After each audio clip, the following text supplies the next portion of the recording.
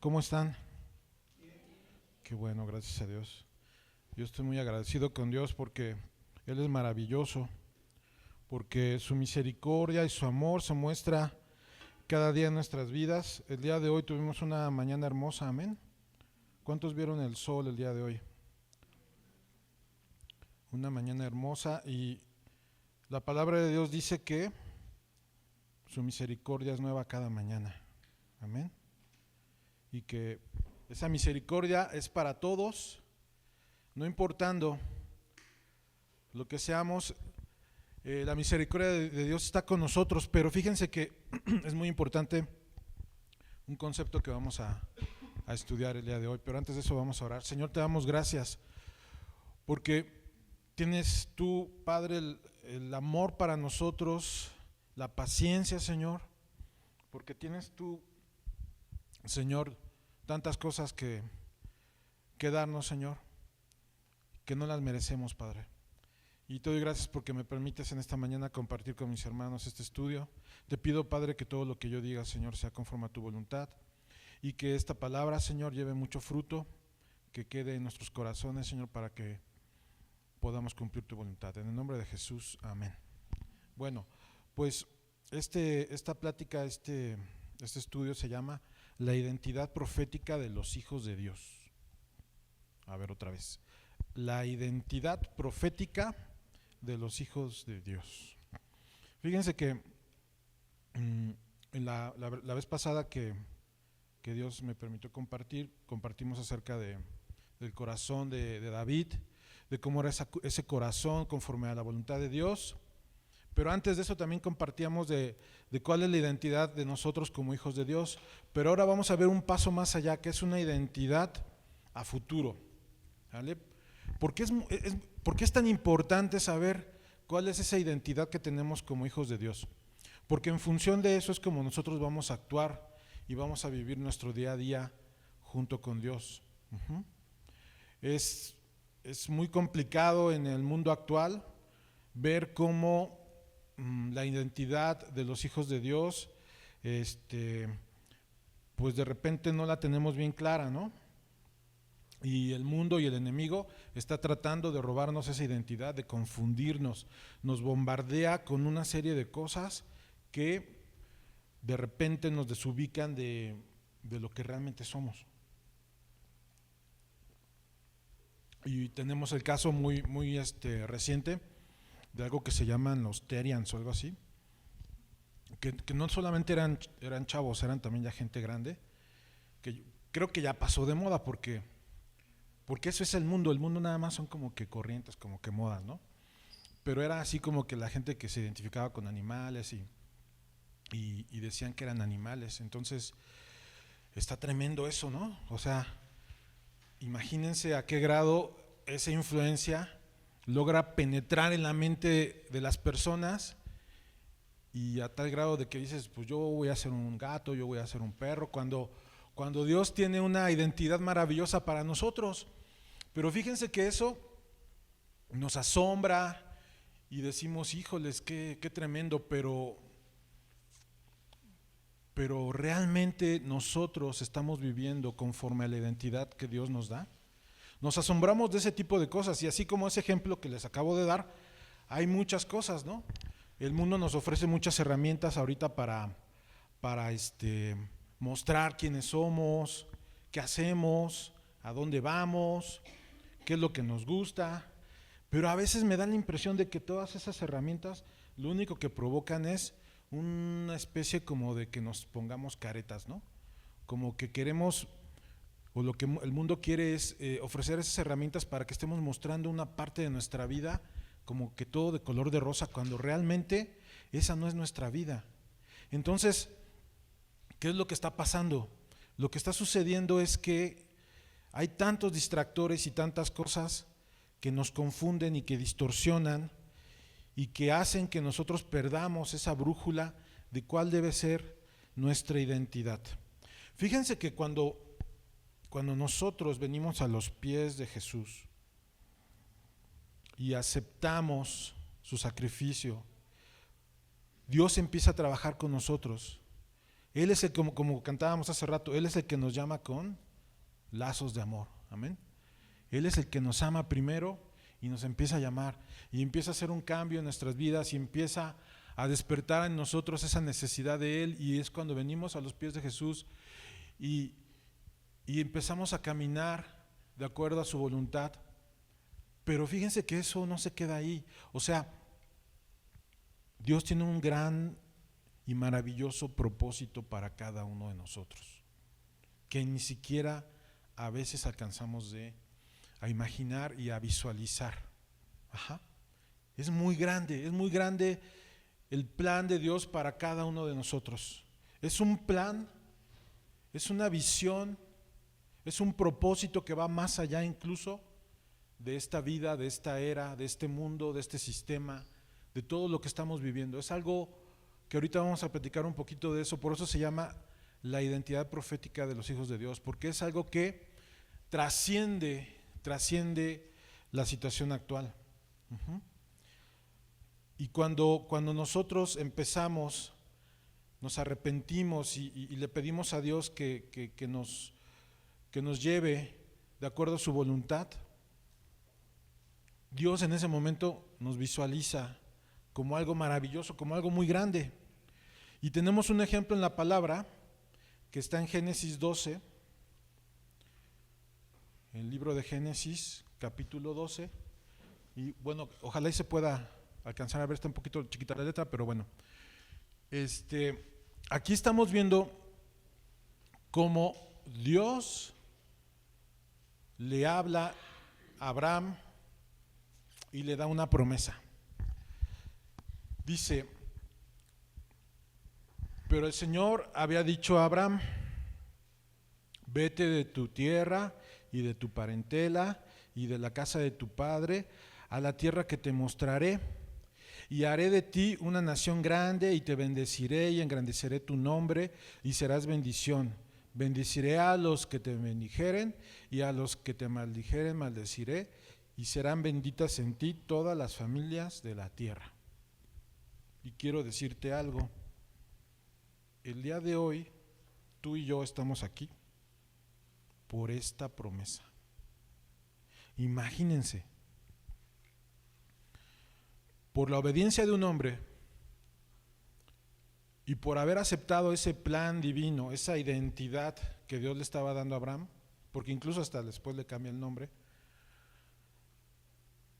esa promesa se cumple, y es una promesa que impacta generación tras generación tras generación, y el producto y el fruto de esa promesa somos tú y yo aquí en este lugar, porque al final dice: y serán benditas en ti, ¿quiénes?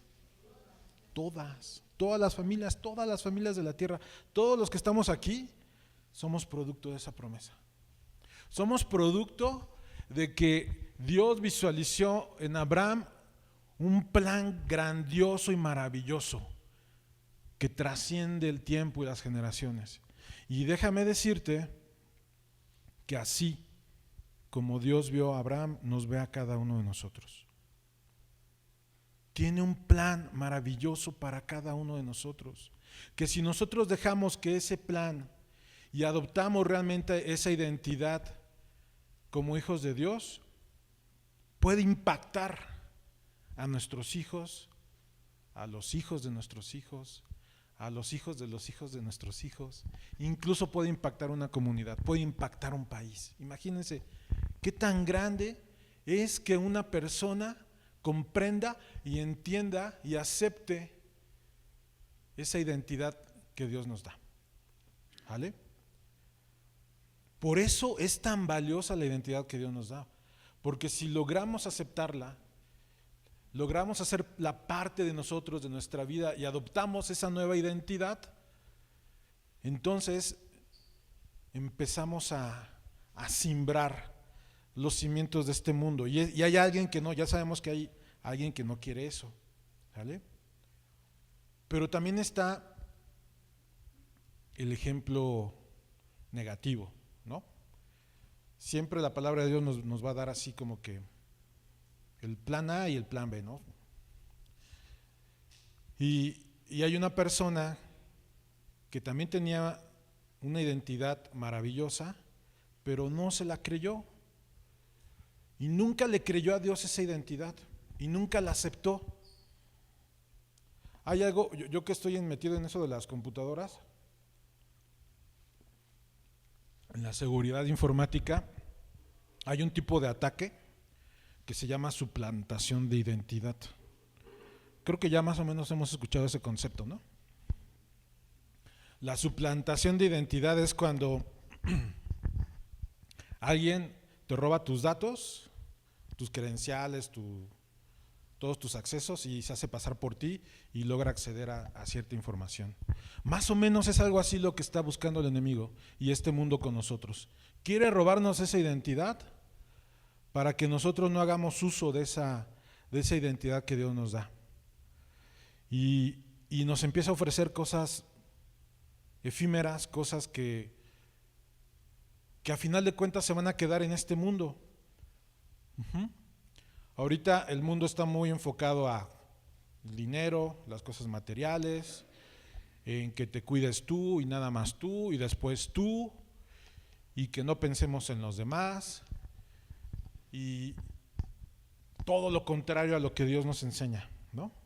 Entonces vamos a ver ese ejemplo negativo. Ya vimos el ejemplo positivo de cómo una persona le cree a Dios y esa promesa, tú y yo somos el fruto de esa promesa. Pero vamos a ver el caso negativo y eso está en 1 Samuel, capítulo 15, versículo 17 al 19. Y es la historia de Saúl, ya la conocemos, pero ahora la vamos a ver desde esa perspectiva, de cómo él tuvo la oportunidad de asumir esa identidad y no quiso. De hecho, desde antes, si después tienen tiempo para leer esta parte de las escrituras, cuando Samuel unge a Saúl, lo que dice Saúl es, no, pues yo cómo voy a ser el rey si yo soy de la tribu más pequeña, si soy de la familia más pequeña. O sea, Saúl siempre estuvo como que no como que renuente a creerle a Dios, pero aún así Dios le da la oportunidad y lo unge como rey de Israel. Y fíjense, a pesar de que Saúl dice en alguna parte también de la escritura que era el más alto de todo Israel, era el que tenía la mayor estatura y que tenía buen semblante, era de un perfil alto, a pesar de eso él no se la creía, imagínense. Y adicional, que Dios envía a su profeta y lo unge y le dice, tú vas a ser el rey. O sea, tenía todo Saúl para ejercer esa identidad y eso que Dios le estaba dando. Pero vemos cómo, por un tema de orgullo, por un tema de no creerle a Dios y de no asumir esa identidad, vamos a ver lo que pasa. Entonces vamos a Samuel 15, 17 y 19. Entonces Samuel dijo, cuando te considerabas pequeño, ¿acaso no eras jefe de las tribus de Israel? ¿No te ungió el Señor rey sobre Israel? Ahora bien, el Señor te envió en una misión y te dijo, ve y destruye por completo a los pecadores, a los amalecitas y lucha contra ellos hasta exterminarlos. ¿Por qué pues desobedeciste la voz del Señor? ¿Por qué te abalanzaste sobre el botín e hiciste lo malo ante los ojos del Señor? ¿Qué pasó? ¿Qué sucedió? Aparte de todo lo que Dios le dio a Saúl, aparte de todo, lo unge como rey y lo hace como el líder de las tribus de Israel. Imagínense, es como si ahorita alguien llega y nos dice, oye, tú vas a ser el mero mero de todos. ¿Acaso no eras el jefe de las tribus de Israel? ¿No te ungió el Señor rey sobre Israel? Y esa es la misma afirmación que Dios nos está diciendo hoy a cada uno de nosotros. ¿Acaso no te he rescatado? ¿Acaso no te he hecho más que vencedor? ¿Acaso no te he adoptado? ¿Acaso no te he dado todas mis bendiciones? eres perdonado, eres amado.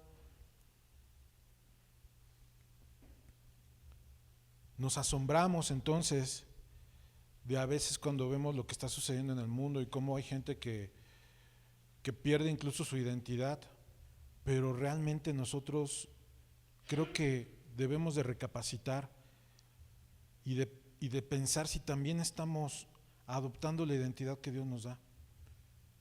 Y bueno, ya sabemos qué es lo que pasó, que Saúl le dice a Samuel, pues es que me presionaron todo el pueblo porque ya querían agarrar el botín y mis generales ya se me iban a voltear.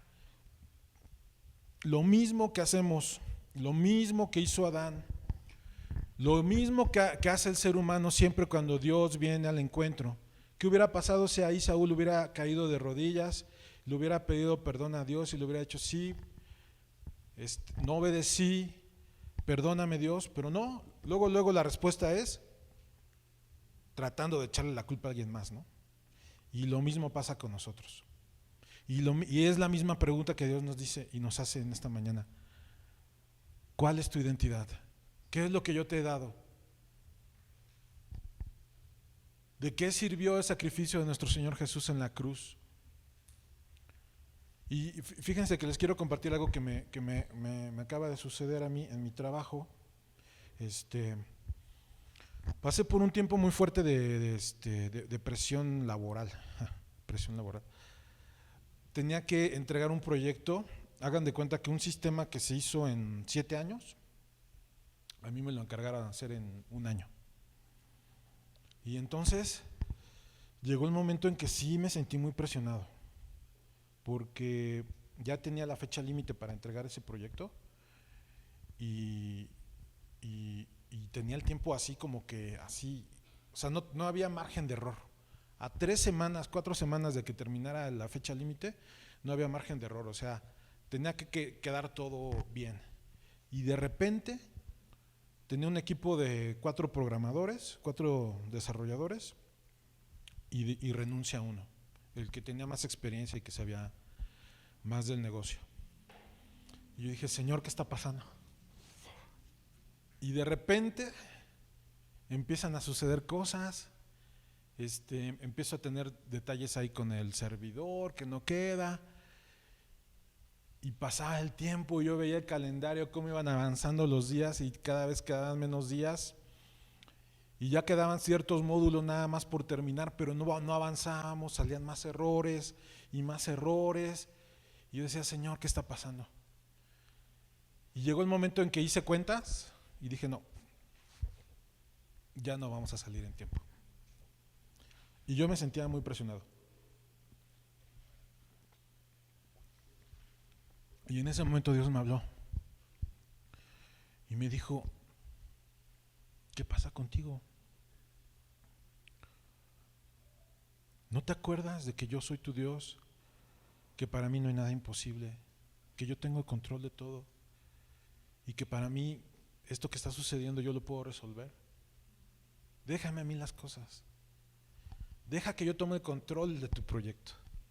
Y le dije, sí, Señor.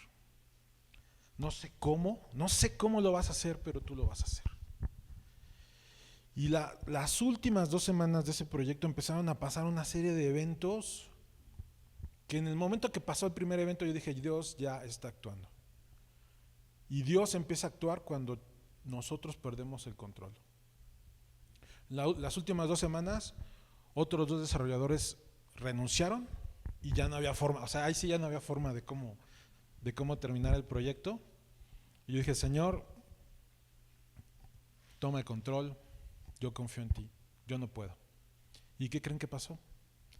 Recibí una llamada de uno de los socios y me dijo, oye, me enteré que se fueron ya 2 desarrolladores más, necesitamos que este proyecto se termine, te vamos a enviar a 3 desarrolladores de un despacho de los que tienen más experiencia.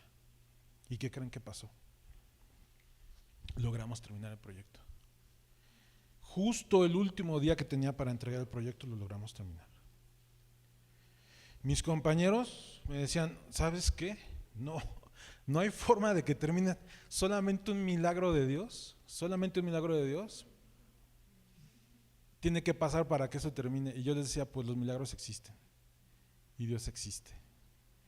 Y gracias a Dios, Él me sacó adelante. Y entendí una vez más, porque se me olvidó, que somos hijos de Dios, que somos más que vencedores, que Dios nos ha llamado para vencer, no para estar derrotados.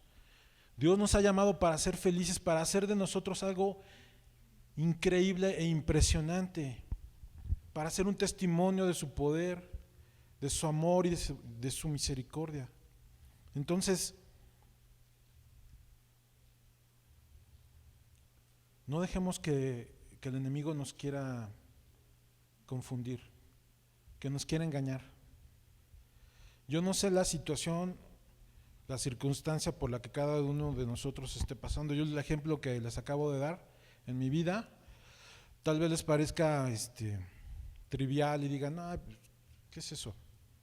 Pero para mí representó mucho. Pero yo sé que en cada uno de nosotros hay cosas que están sucediendo y hay cosas que nosotros tenemos que dejar que Dios actúe y tenemos que creerle a Dios esa identidad que Dios nos da. Fíjense que escudriñando la Escritura, el pasaje donde Dios me mostró cuál va a ser o cuál es nuestra identidad hacia el futuro está en Mateo 5.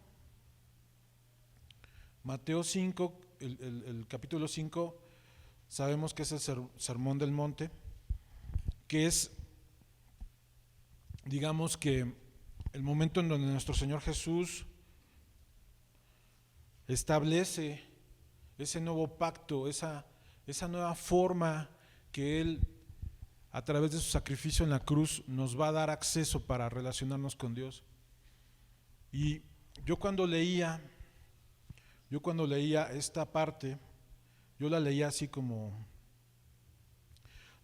como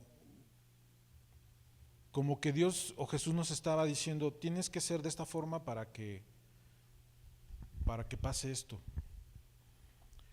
Y sí, en parte sí, pero también está haciendo una descripción nuestro Señor Jesús de lo que va a suceder más adelante. Yo no sé tú cómo te visualices de aquí a 5 años, de aquí a 10 años, a 20 años, pero lo que sí estoy seguro es que todo esto va a cambiar. Y cuando Jesús regrese,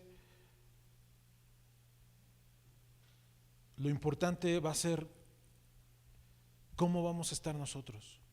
Cuando estemos delante de la presencia de Dios, ¿qué es lo que se va a decir de nosotros? Y entonces me asombran las palabras de nuestro Señor Jesús, porque en ese momento, cuando empieza su sermón del monte, Él lo que está visualizando es ese momento. Y vamos a ir a Mateo 5. Voy a comenzar leyendo el versículo 1. Viendo la multitud, subió al monte y sentándose, vinieron a él sus discípulos. Y abriendo su boca les enseñaba diciendo: bienaventurados los pobres de espíritu, porque de ellos es el reino de los cielos.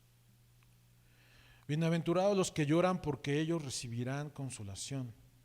Bienaventurados los mansos, porque ellos recibirán la tierra por heredad.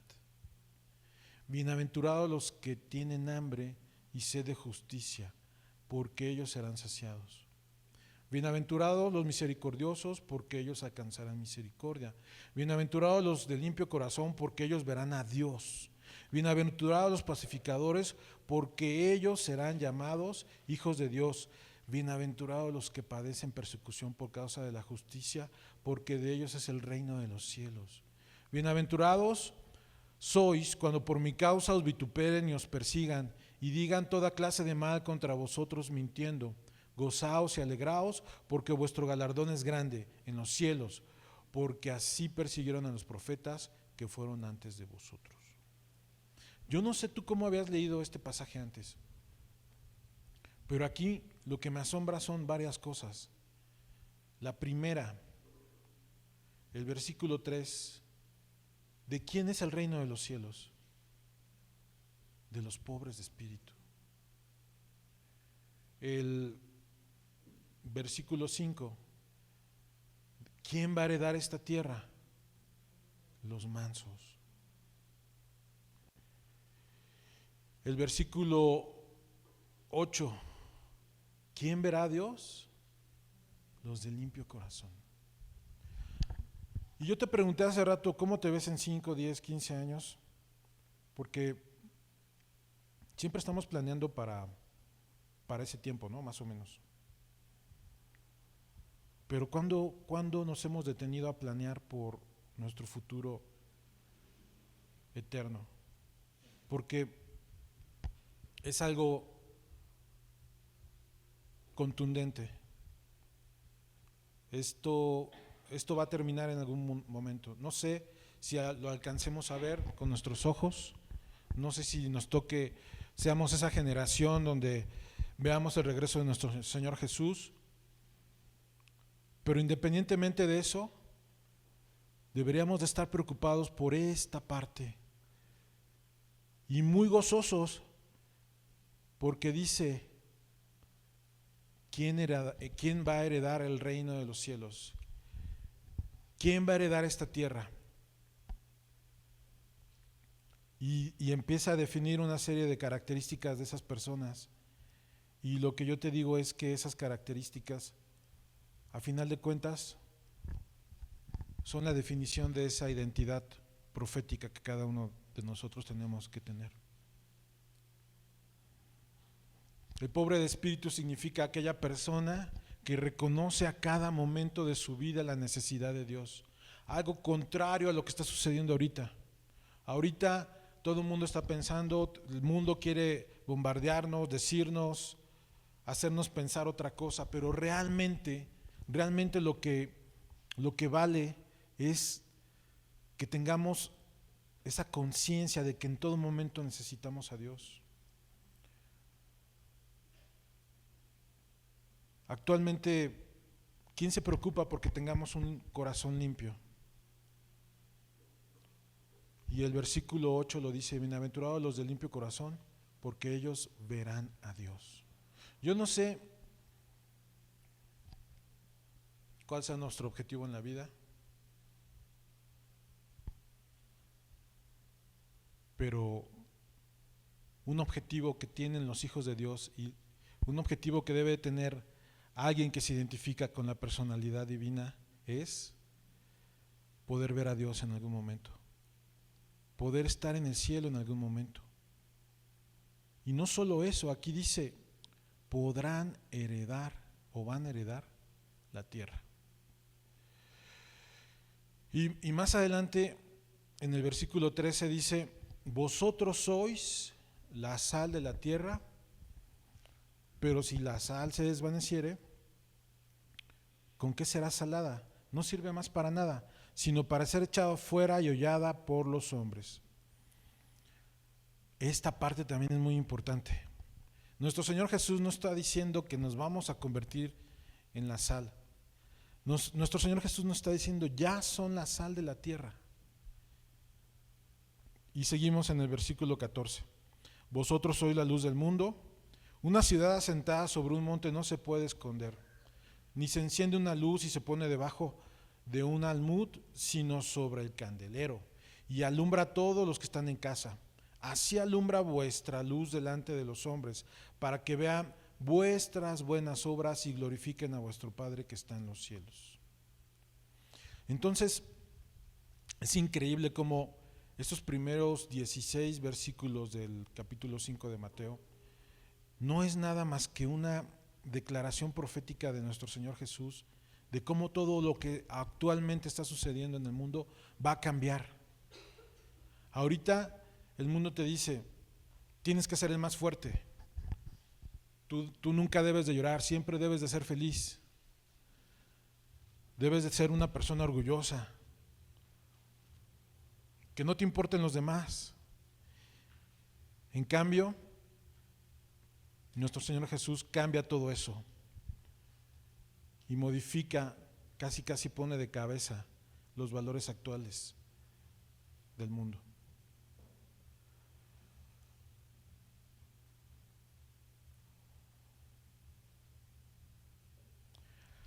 Entonces, mis hermanos,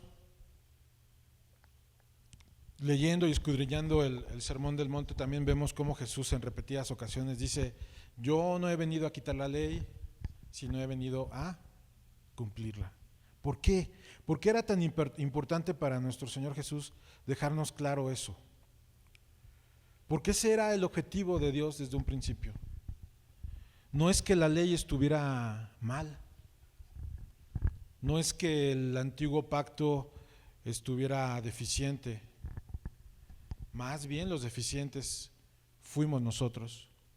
No tuvimos la capacidad de adoptar la ley de Dios, y por eso Dios en su misericordia mandó a nuestro Señor Jesús para tener un rescate, para tener una salvación. Vamos a ir a Jeremías 31, 33. ¿Sí traemos así? Sí, ahí está. No, Jeremías 31, ahí está. Fíjense, si leemos esta parte de Jeremías unos capítulos antes, de hecho el título de la palabra dice un nuevo pacto. Cómo desde el profeta Jeremías ya Dios estaba anunciando lo que quería realmente con su ley y nosotros. Y vamos a leerlo, dice Jeremías 31, 33. Dice: pondré mi ley en su mente y la escribiré en su corazón. Lo que nos está diciendo nuestro Señor Jesús en el Sermón del Monte es: no se trata nada más de aprendernos los 10 mandamientos, no se trata nada más de estar tratando de cumplir la ley. Se trata de que esa ley transforme nuestro corazón y cumplamos la ley por amor a Dios. Entonces, vamos a hacer una recapitulación de cuáles son las características de nosotros como hijos de Dios. Lo voy a decir muy rápido porque son muchas citas. Ya después en la grabación, si quieren, sacamos ahí las citas. Somos amados incondicionalmente. Eso está en 1 de Juan 3:1. Somos aceptados y justificados. 2 de Corintios 5:21. Somos adoptados, no solo perdonados. Eso está en Romanos 8:15. Somos nuevas criaturas. 2 de Corintios 5:17. Somos herederos del reino. Romanos 8:17. Somos morada del Espíritu Santo. 1 de Corintios 6:19. Somos embajadores del reino. 2 de Corintios 5:20. Somos más que vencedores, como acabamos de cantar. Romanos 8:37. Somos la luz del mundo. Mateo 5:14. Y somos creados con un propósito. Efesios 2:10. Entonces, la próxima vez que venga el enemigo, que venga una persona o que venga el mundo a decirnos que somos otra cosa, eso no es cierto. Yo soy, como dice también una canción, lo que Dios dice que soy. Y si Dios dice que yo soy más que vencedor, soy más que vencedor. Y si Dios dice que soy perdonado, pero más que perdonado soy amado y soy adoptado y soy morada del Espíritu Santo. Y somos nuevas criaturas. Somos justificados y somos herederos, coherederos del reino de Dios. Entonces, esa identidad que Dios quiere que entendamos, pidamos a Dios que nos ayude a que podamos todos los días de nuestra vida vivir de acuerdo a eso. Fíjense que es muy distinto pensar que somos pecadores, que estamos tratando de ser santos, a aceptar que somos santos y que estamos siendo perfeccionados y que estamos siendo transformados a la imagen y semejanza de Dios. Vamos a cambiar esa forma de pensar de cada uno de nosotros. Vamos a dejar de hacernos menos, vamos a quitar esas interferencias, ese ruido que viene de afuera hacia nuestra mente, y vamos a creerle a Dios, vamos a aceptar lo que Dios dice que somos y vamos a vivir de acuerdo a eso. Y entonces vamos a empezar a experimentar la voluntad buena, agradable y perfecta de Dios para cada uno de nosotros. Dios quiere que seamos felices. Dios quiere que en este mundo, mientras estemos aquí, sí tengamos felicidad. Va a haber situaciones, porque tiene que haber situaciones, ¿por qué? Por muchos motivos. Va a haber enfermedad, va a haber escasez, va a haber soledad, seguramente nos van a lastimar, seguramente vamos a lastimar, pero nuestro Señor Jesucristo ha hecho todo y su sacrificio en la cruz es suficiente para darnos ese acceso a la presencia de Dios. Ya no tenemos que hacer nada más. No es por obras, sino simplemente es por la misericordia de Dios. Bueno, pues ese es el mensaje del día de hoy. Y vamos a tomar un momento para pedirle a Dios que nos ayude a aterrizar y a guardar esto en nuestros corazones. Señor, te damos gracias, Padre. Te exaltamos, te adoramos, Señor. Padre, yo sé que hemos sido confundidos, hemos sido atemorizados, hemos sido engañados, hemos sido aturdidos por el enemigo, por este mundo, Señor. Y en esta mañana te pedimos perdón, Señor, porque tú nos has dado tantas cosas, Padre. Tú nos has liberado, Señor, y tú has comprado nuestra redención, nuestra vida, nuestra libertad con tu sacrificio en la cruz, Señor. En esta mañana, Padre, yo te pido por nuestros jóvenes, Padre. Pedimos por ellos, Señor, si ellos han sido confundidos, si han sido entristecidos, Padre, si el enemigo ha logrado penetrar sus mentes, Señor, confundiendo lo que realmente son, te pedimos, Señor, en esta mañana que tú rompas esa confusión, Señor, que tú disperses, Padre, esas tinieblas, que si alguno de nuestros jóvenes, Señor, ha hecho algún trato con el enemigo, algún pacto, Señor, es roto en el nombre de Jesús, por la sangre preciosa, Padre, que tú derramaste en la cruz. Se rompe en esta mañana, Señor, y declaramos que nuestros jóvenes, Señor, son jóvenes victoriosos, Padre, porque tú les has dado la promesa de que ellos han vencido al enemigo, Señor. Y traemos sus mentes, Padre, sus almas, sus espíritus, Padre, cautivas a ti, Señor, a tu voluntad, Padre, que ellos puedan entender, Señor, que ya tienen una identidad, Señor, y que esa identidad es de hijos tuyos, Señor. También te pedimos por nuestros niños, Señor.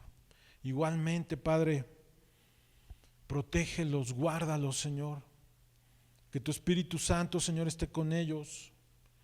Padre, de tanta cosa, Señor, que actualmente se está proclamando en el mundo, Señor, te pedimos, Señor, que tú los guardes, Señor. Que ellos también puedan saber, Señor, que son amados, que son protegidos y que tienen una identidad de ser hijos de Dios, Padre. Que es lo mejor que puede haber, Señor. Esa identidad, Señor, que nos da acceso al reino de los cielos, que nos da acceso a poder estar delante de Dios, que es algo maravilloso, Señor. Te pedimos, Señor, que no nos dejes confundir, Padre, que no dejes que el enemigo nos venda baratijas, que nos venda espejitos, Señor. Sí, que no cambiemos lo que somos por cosas vanas, Señor. Te pido, Señor, por todas las familias de esta congregación, Padre. Igualmente, Señor, que si alguien está pasando por enfermedad, Señor, tenga la certeza, Señor, de que tú tienes un propósito y tú vas a sanar, Padre. Que si alguien está pasando por escasez, Señor, también pueda experimentar esa provisión por parte de ti, Señor. Que si alguien tiene falta de trabajo, Señor, también pueda, Padre, sentir como tú y pueda ver tu mano poderosa moviéndose, Señor, dando esa provisión, ese sustento, Señor. Pero también, Padre, si alguien tiene herida en el alma, Señor, si alguien está sufriendo de soledad, de depresión, de angustia, de ansiedad, Señor, que tu Espíritu Santo, Padre, nos levante y que nos haga entender, Señor, que ese no es el lugar de un hijo de Dios. Que nos haga entender, Padre, que el lugar de un hijo de Dios está siempre arriba, Señor. Que el lugar de un hijo de Dios es siempre ser feliz porque tiene la certeza de que tiene un Padre que es el Rey del universo, Señor. Y que no cabe la depresión, de que no cabe la tristeza, no cabe la ansiedad, no cabe la soledad, no cabe la amargura en un corazón que ha sido comprado con la sangre preciosa de Jesús y que es un corazón que tiene un propósito divino, Señor. Y que cada vida de los que estamos aquí, Señor, tiene un propósito en ti, Señor, y un plan perfecto, Señor. Perdónanos, Señor, porque a veces dudamos y tenemos miedo, Señor. Ayúdanos con tu Espíritu Santo, Padre, a entender quiénes somos en ti, Señor. A vivir de acuerdo a eso, Señor. Que ya no venga nadie que nos atemorice, Señor. Que ya no haya nada, Señor, que nos cause angustia, que nos cause miedo, Señor. Porque no hay nada, Padre. No hay nada que nos pueda separar de ti, Señor. No hay nada, Señor, que nos aleje de ti, Señor. Porque no hay nada, Señor, que sea mejor que tú. Padre, como dice esa escritura de Jeremías, Señor, escribe tu ley en nuestro corazón, Señor. Escribe tus mandamientos en nuestro corazón. Queremos seguirlos y cumplirlos por amor, Señor, no por condición, no porque sea un mandato, sino porque te amamos, Señor. Espíritu Santo, en esta mañana, Señor, te doy gracias porque tú liberas, porque tú reafirmas, porque tú confirmas.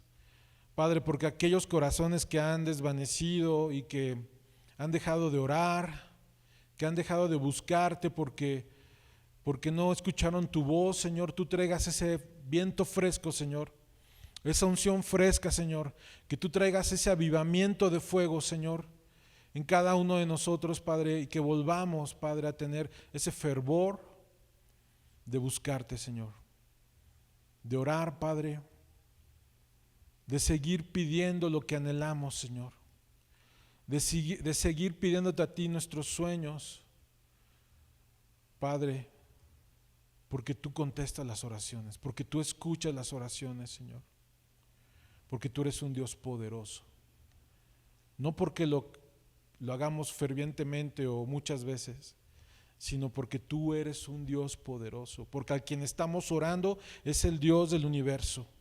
Por eso la oración, Señor, es una oración poderosa, Padre, porque tú eres poderoso, Señor.